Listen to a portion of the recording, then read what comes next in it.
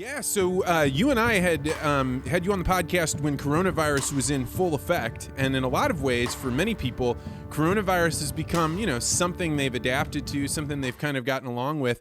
And you were telling me the other day about this is not true in agriculture, specifically in New York. There are big problems.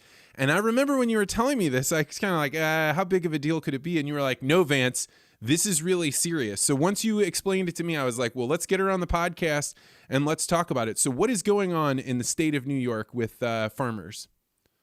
So farmers and farm workers are not being prioritized to have access to the vaccine.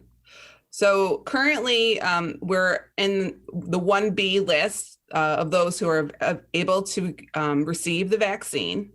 And on the federal list, farm workers are on that essential 1B list. In the state of New York, farm workers are not on that 1B list.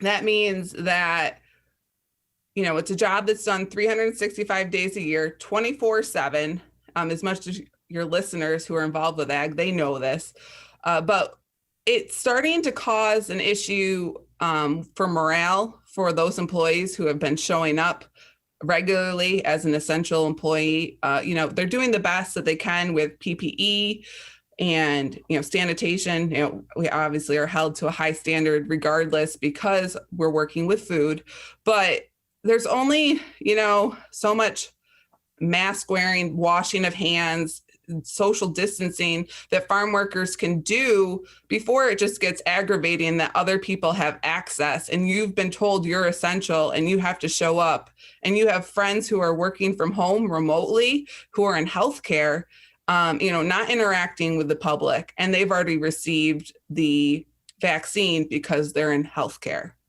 Yeah, it's been astounding to me because when all of this was going on with coronavirus and I was doing these episodes sometimes 2 or 3 times a day, one of the things that became abundantly clear to everyone is we need to keep the people in our food system going. We need to make sure whatever it takes to keep the pork plants up, to keep people going in and milking cows, in your case with eggs. But all of that requires people to show up and do the work. And those people didn't get the option that other people did to, like you were saying, work from home. And so what is going on? Why in the world of all the people that New York State could vaccinate were these not at the very top of the list?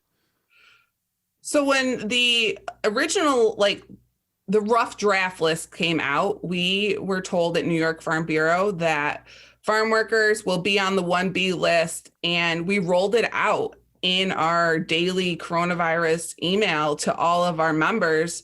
And, people were excited. Obviously, it's a choice. I'm not going to tell you need to get it or not. I want that to be my employee's choice, but I want them to have that option. And then when the official list was announced, their farm workers weren't on that list, and which started a big stir because here, we've funded, or provided food to Nourish New York, the food banks, milk drives, giveaways, to keep, food on the shelf in the grocery store while doing what's best to keep our employees safe. And at first it was like, okay, in 2 weeks, you'll be added onto the list. So this was around January 11th.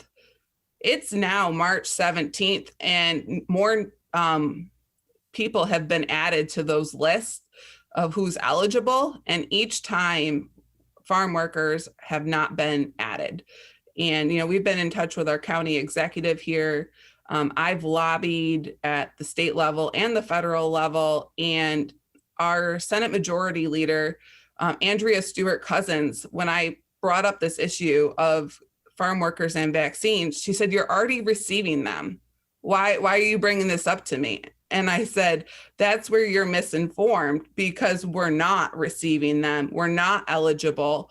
And there's a list of issues that are going to come up when we are eligible that we need to be discussing. And what are the issues about that? So one of the unique, and I don't think it's unique just to New York, but I'm not sure that people are aware of, is half of our farm workers, 25,000 farm workers, are migrant farm workers. So seasonally, we have access to, in some industries, the H-2A program, like for apples, fruits, vegetables, but that's not an option available to like the dairy farmers or egg farmers. So we have 25,000 farm workers who are migrant workers that have either language barriers. They might live in housing that is shared living spaces, or they're relying on pooled transportation because they don't have personal access to transportation.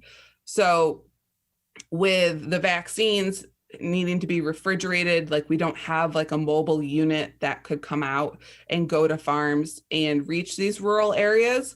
In addition to just, even if you were able to sign up, we have rural broadband issues here in New York where that's been highlighted throughout the process, but it's really been amplified. So their ability to sign up to receive the vaccine. And so they are really just a vulnerable population that will be missed, even if we follow like the guidelines, just because of who they are. Yeah, it's an interesting thing, right? When the vaccines were all coming out, I was like, oh, I wonder how they'll prioritize this. And then what you find out is people can go they get in order. And then at the end of the day, if they have leftover vaccines, then they've got to use those that day because whichever ones have been taken out of the fridge. So for the people that are highly networked, highly mobile, and able to get to places, they don't have to worry about their employers or having enough money or having the cars to get around. There's a big population of people that get to fast track and jump ahead, but you don't think about, well, what happens if you don't go get the people that are not highly networked, that aren't mobile? And these are the people that we asked to go face danger when we had no idea what was going on with coronavirus. When we literally were watching videos of dead bodies being left in the streets, we were like, it's so important that you come in and work so that people get fed in the cities. And now to say, well, we're just going to wait on getting them access, it feels like, it's spitting on the very thing that we asked them to be honorable about in the first place. Yeah, and they want it. They've asked like, oh, are we eligible? And it's disheartening to have said like in January, like, oh, we're going to be on the next list. And then you let them down. And like, you want to have that level of trust and open line of communication with your employees. And you don't want to like give them false hope. Like I've been able to get the first dose because I'm overweight.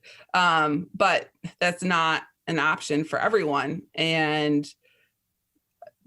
so anything to get the word out is. Yeah. So how did you become the person that became the spokesperson for this? I know you've been doing radio interviews. You've been getting out and doing this. How in the world did you become the face of trying to get the vaccines for workers? So through my role as the Young Farmer and Rancher Chair for New York Farm Bureau, I've had like connections and networking. Actually, the first podcast that I did with you kind of put me on a trajectory that my name was a little bit more like, not that I wasn't known prior, but like just like statewide.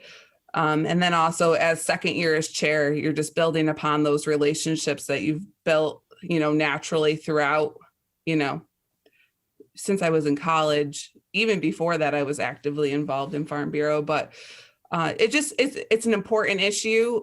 We've had the labor issue here in New York with the 60-hour threshold, and they would like to reduce that to 40 hours. Whoa, just slow that down. Tell me all about that. So prior to COVID starting, we had a new set of labor laws here in New York. Prior to that 60-hour threshold, if you were an ag and you worked 80 hours a week, you were just paid your regular wage, whatever you agreed to at the time of your hiring or your last, raise or whatnot. And so they made a decision, they being the legislative body, that they were going to change it to 60 hours. And then they created a wage labor board made up of 3 people to figure out how they were going to proceed next. So if it was going to be like a natural step down, if we were going to go from 60 to 40, hold at 60. I mean, hold at 60 is what we would like as farmers, Farm Bureau.